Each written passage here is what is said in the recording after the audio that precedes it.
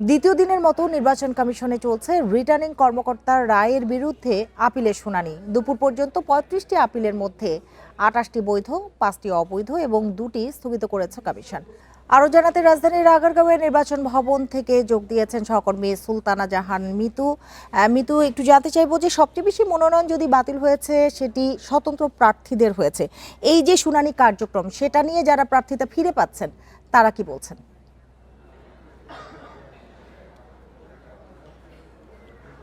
দেখুন, তারা স্বাভাবিকভাবে যেটি বলছেন যে তাদের যে ভুল ত্রুটিগুলো রিটার্নিং অফিসার কর্তৃক চিহ্নিত হয়েছে সেটি আসলে অনেকটাই গৌণ ভুল, যেটি তারা দাবি করে আসছিলেন। তাই আপিল আবেদনে তাদের প্রার্থিতা ফিরে পাওয়ার মধ্য দিয়ে সেটি প্রমাণিত হচ্ছে, সে কথাই এই প্রার্থীরা বলতে চাচ্ছেন। একটি বিষয়, আজকে যে শুনানি চলছে সেটি ক্রমিক নং ৭১ থেকে ১৪০ পর্যন্ত যে সিরিয়াল দিয়েছে নির্বাচন কমিশন আপিল আবেদনের, তাদের শুনানি হচ্ছে।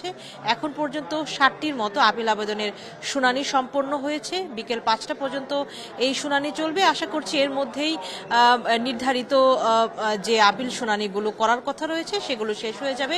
একটি বিষয়, এই যে ২ দিন হলো আজকে আপিল শুনানি, এর মধ্যে আজকে সহ ১৪০টি আপিল শুনানি শেষ করবে নির্বাচন কমিশন এবং এর মধ্যে বেশিরভাগ প্রার্থী কিন্তু নির্বাচন কমিশন কর্তৃক আপিল শুনানিতে বৈধতা ফিরে পাচ্ছেন।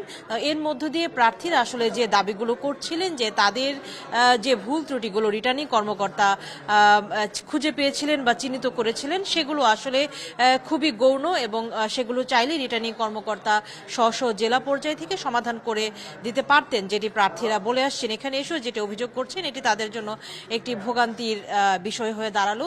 আরেকটি বিষয়, এই যে প্রথমার্ধে যে ৩৫টি আপিল শুনানি হয়েছে তার মধ্যে ২৭টির কিন্তু বৈধ হয়েছে। ২৭টি আপিল শুনানিকে বৈধ ঘোষণা করেছে নির্বাচন কমিশন এবং দ্বিতীয় ভাগের শুনানির পরেও কিন্তু আমরা সংখ্যাটি জানতে পারবো যে আসলে কত পরিমাণ আপিল আবেদন বৈধ ঘোষণা করলেন নির্বাচন কমিশন। এবং দুপুরের পরে বগুড়া ২ শিবগঞ্জ আসনের নাগরিক ঐক্যের প্রার্থী মাহমুদুর রহমান মান্না, তার আপিল আবেদনটি বৈধ ঘোষণা করেছে নির্বাচন কমিশন।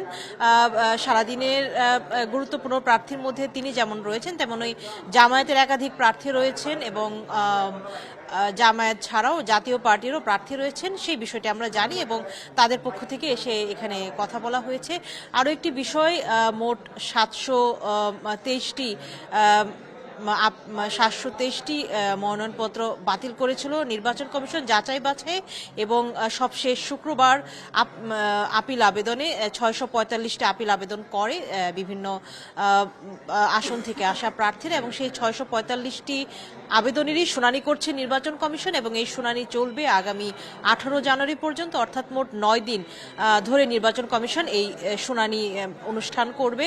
একটি বিষয়, শুনানির সময় কিন্তু আরও 2 দিন কম ছিল, পরে নির্বাচন কমিশন তফসিলের এই অংশটি সংশোধন করে শুনানির সময় আরও 2 দিন বাড়িয়ে দিয়েছে। আর এই যে শুনানি চলছে, জানা সম্ভব হবে ৩০০ আসনে কারা কারা প্রার্থী হলেন।